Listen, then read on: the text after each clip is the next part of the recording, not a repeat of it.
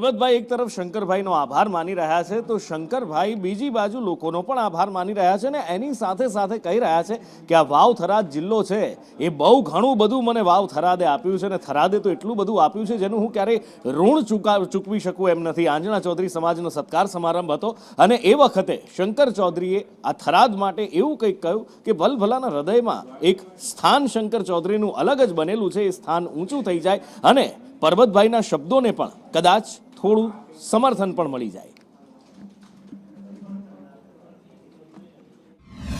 અને મારા થરાદે એટલો પ્રેમ અને લાગણી આપી છે કે એના માટે હું જે કંઈ કરું મારો લોહીનું એક એક બૂંદ બૂંદ એના માટે પરસેવો પાડું તો એ ઓછું છે। કેમ?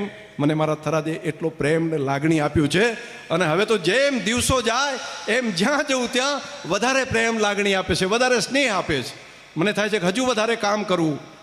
આપણું થરાદ સૌથી શ્રેષ્ઠ હોય, આપણું થરાદ એની આવતીકાલ ઉજળી હોય, આપણું થરાદ એમાં જીવવાવાળા તમામ પ્રજાજનો એ તમામનું કલ્યાણ થાય, દરેકનું ભલું થાય, એના માટે હજુ વધારે મહેનત શું